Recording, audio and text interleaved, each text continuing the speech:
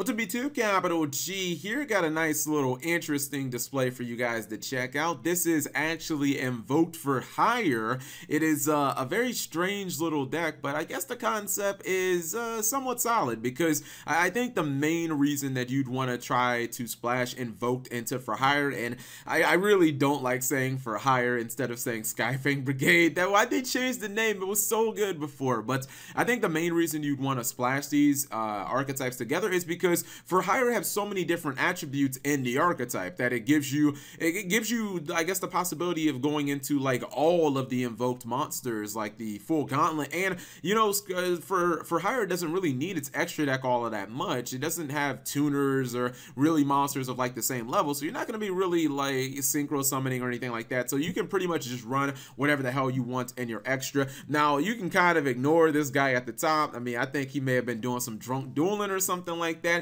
It's a mythical beast deck, but he also playing Evenly Match and Scapegoat in the main deck. What? Like, those two cards don't even work together, so what are you doing, man? Anyways, let me go ahead and roll this, and you guys will see some of the stuff that you can do in Skyfang Brigade.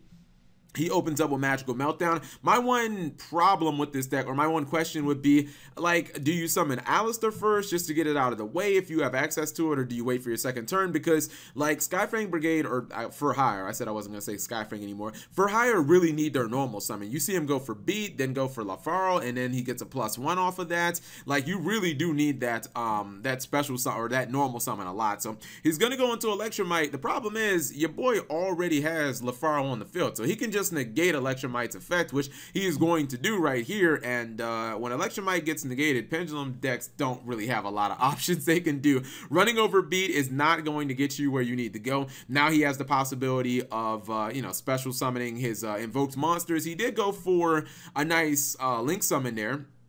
I don't get this at all. He he attacked with Merkaba, and he's like, yo, I respond with Scapegoat. Like, what? I also don't know why he didn't just negate it with Invocation, but maybe he felt like he needed it. Beat's gonna get summoned, and then he's gonna go for Seal, and wouldn't you know, Lafaro is back on the field. He's also going to get a nice little +1 with Lafaro again, getting another copy of Aleister. So now you look at his hand, he's got double Aleister. It's gonna be damn near impossible to get this Merkaba off the field unless you're using like some type of traps. I mean, he has the Evenly Matches, but you know, he goes for Borreload Dragon.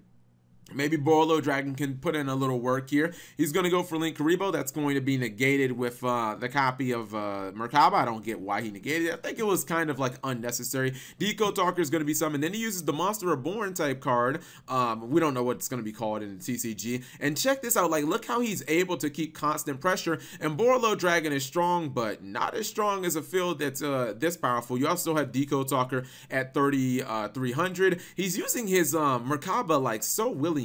I can't believe he's doing that, to be honest. He could just use these small monsters to attack. He does get hit with Evenly Match at the end of the battle phase, but even Evenly Match is just definitely going to not stop this. He goes for a nice little pendulum summon of the Karate Spirit, which... This is just, it's obviously a low tier build, man. Don't take it like super seriously. Once again, his For Hire monsters, you've seen in every single turn, when he summons Wiz, he's gonna get a lot of light points too, 1,000 light points, and all his monsters on the field are pretty big. I liked how he was able to just keep pressure on his opponent every single turn. It was like the For Hire monsters were always swarming and whatnot. I'll pause and I'll show the deck list really quickly, but yeah, understand his opponent, like, this was not a very good deck at all. This is like super table 500.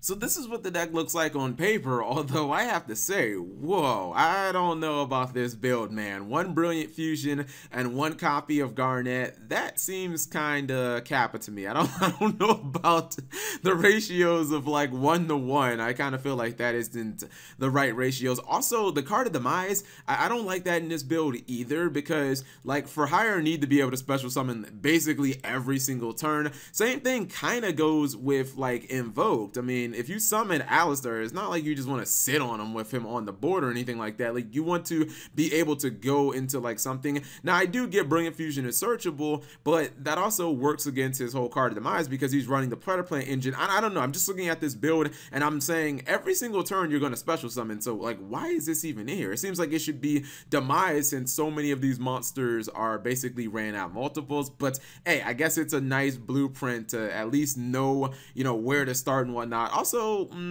I'm thinking if he should run this or if he should run Infinite Transience. I guess the Mirror Force could technically work because sometimes for hire you will have some of the small monsters on the field. It's not like Beat's that powerful. I mean, like attack wise, I mean, it is basically the best for hire monster, but it only has 1200 attack, so I can kind of understand the concept of like if your opponent attacks you and you Mirror Force them, then basically you should be able to just kill them during your next turn. Like I get that, but I definitely think that this build needs some work.